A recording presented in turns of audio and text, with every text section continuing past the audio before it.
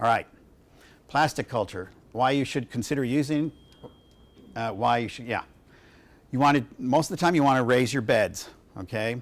I raise mine about 6 to 8 inches, and that helps with the strawberries coming off the beds like this so they can hang on the side, okay? Because anytime they touch the soil, if there's movement on the soil, they may get scratched up. There's germs. There's diseases in the soil, okay? And that could cause them to rot a lot faster, all right? Here you can see this was a planting. These were all planted by hand, but we've got our raised beds here. We have drip irrigation going right down the center here. And it's just a nice system. You don't have to go around and water. You can start your plants, if you're starting at this stage, you can overhead water and you won't have a problem, but once they're flowering, you don't want to overhead water because that will just cause those flowers to get infected with a disease. So that's why it's important to use either a soaker hose or drip irrigation or something like that. Keep that moisture in the ground. Don't let it get onto the plants. And that's why some of these tunnels too, these low tunnels, if it's raining, you want to try to keep those berries as dry as possible because otherwise they can get infected. You ever bought berries at the store and you turn the package over and the white mold there? Yeah, that's your botrytis. So, yes? Have you ever tried the tower gardening system for growing strawberries? Is that like this other system here? For example, I've got some 12-inch PVC pipe and about 7-foot tall piece. I can put 52 holes in. Okay, yeah. And that's 50 plants per square foot. Right. Is there any advantage or disadvantage in growing them up this way? No, there's not a disadvantage of growing them. He's talking about using them in a PVC pipe and putting 7 or 52 holes in it and putting your plants in there. You'd still probably want to have the same spacing as you would if you planted them in the ground because you don't want them to get too crowded, otherwise you'll get smaller berries. 8 inches apiece. 8 inches apart. Okay, I use about 12 inches. And it depends on the variety as well. But that's fine. You just have to make sure that you keep those watered really well. I mean, if it's in the soil, you've got a buffer. Like you miss a day or two, they're going to be fine. If your system breaks down, like if our hydrostacker broke down one time and the soil dried out really quickly because it got a quart per stack of water 4 times a day, and that's all it needed. Okay, it grew beautiful plants, used a lot less water, but for me, the strawberries just didn't do that well. Okay. I have a water harvesting system, so okay. it would be just drip. Yeah, he's got a water harvesting system. The other thing is, I just lost my train of thought, so we'll move on. All right. Okay. Yes. Is it 8 to 12 inches between plants or depth of soil? What I do on these, we'll talk about planting here in just a second, but this is 1 foot going like this, so zigzag 1 foot. So every plant basically has 1 square foot to itself. All right? And there's different ways of doing it. If you have better bed makers than we have, because mine came from the 50s, even before I was born, some people put 3 or 4 rows of strawberries per bed. So it depends on what you want to do. All right, plastic mulches. Here you can see that's a long ways over there. The drip line should be right around in there. Okay, that's not a strawberry bed because it's only got 1 line. Okay, but I've also used, this is your polyethylene black plastic. How long do you think that's going to be good for? You get 1 year. You might get 2 if you're lucky, if you want to keep it. How long do you think it's going to last in the landfill? Forever. Well, 600 years is what they estimate. So, all right. Here's biopolymer-based mulch. This was actually made out of corn byproducts. It rolls out just like plastic, but it breaks down, okay? Now, for us, it broke down too fast. And the other thing is, on some of these, it breaks down. If your berries are touching it, it sticks to the berries. So I wouldn't suggest using these biodegradable mulches for that. Paper mulch is probably okay. I didn't grow strawberries on there. I grew some tomatoes. Our problem here is that anytime you watered or irrigated, the edges would deteriorate because they're breaking down. So what happens in Lubbock, Texas? The whole thing comes off in one sheet. So it breaks down 100% in 1 year, but we kept having to throw soil on the edges to keep it in place. So, but those are, for home gardens, those are perfectly good uses. All right, that just shows that this mulch here buried after 1 year, so it still hasn't broken down 100%. But I would suggest using plastic mulches. It just helps with your soils.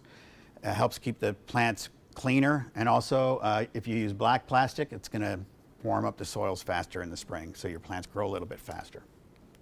All right, here's the strawberry plant, okay? We've got the mother plant is the big plant right here. Then we have daughter plants coming off of here. Anybody have trouble with runners? They seem like they want to run all the time. The runners, I'm calling the stolons. Yeah, last year we purchased some bare root plants because they were a lot cheaper than plugs.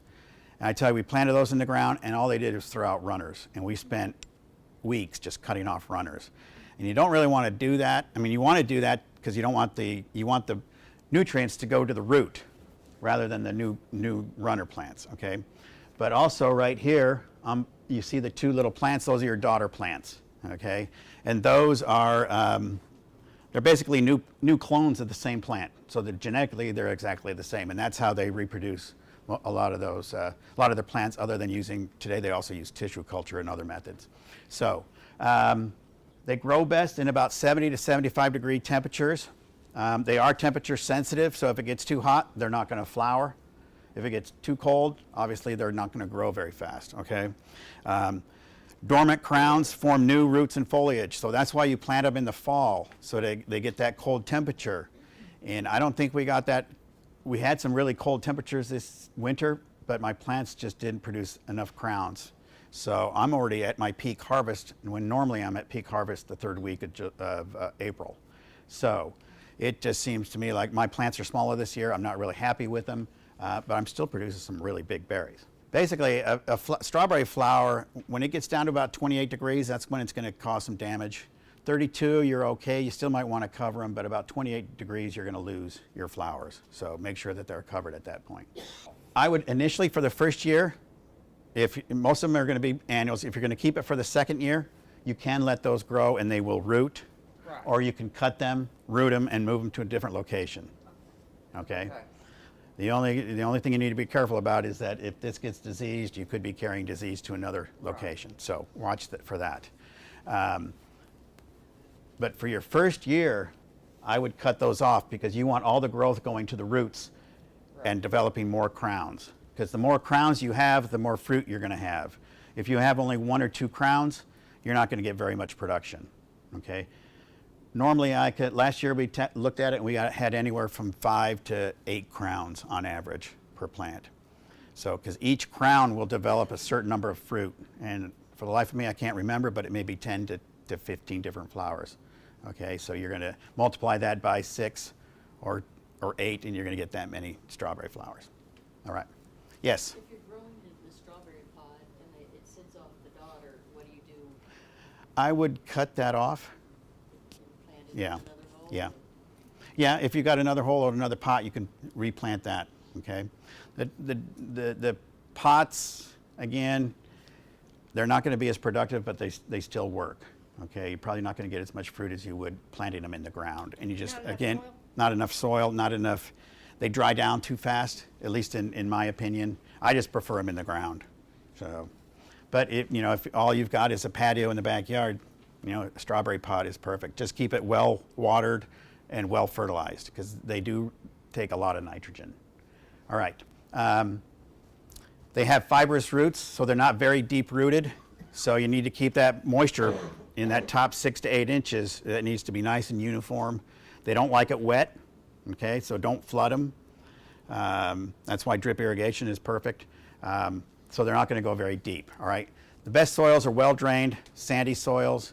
But again, you're going to have to water more often unless you have a loamy type soil, which works really well. All right. Strawberry crowns are located at the soil line. So I don't know if it's kind of hard to see here, but there's probably 3 or 4 crowns in there. If you go in there and you step on that plant, you're probably going to ruin the crown. So don't let your dogs or your cats or your kids or grandkids or whatever get in there and step all over your strawberry plants, okay? Because that's going to ruin the crowns. Once a crown is damaged, it's not going to produce a flower, all right? So crowns are important for new leaf growth and bud initiation. The stronger, the thicker the crown is, the better your plants are going to be. My plants this year, the leaves, the triplet leaves, should be about this big. This year they're only about this big, so my I know I'm not going to get the production that I really want. All right. So don't damage the crowns. The strawberry flower is a self-pollinating flower. Okay, so it will pollinate itself. I've seen them. Sometimes the flowers will grow right underneath the plastic mulch. They'll just go down through the hole, and you'll actually get some pollination, and you'll get a berry down there. It'll be a mushy berry, but it's still a berry. So they have both male and female flower parts, so they are self-pollinating. But they also occur with the wind and bees. So if you have bees out, that's perfect. Don't kill them, all right? They will actually increase production a little bit by 15 to 20%, okay? I purchase bumblebees. I just have them shipped in, a couple of hives, throw them in the high tunnel, and let the bumblebees fly around at their leisure, all right? So the flowers should be protected also from freezing temperatures. We already kind of talked about that.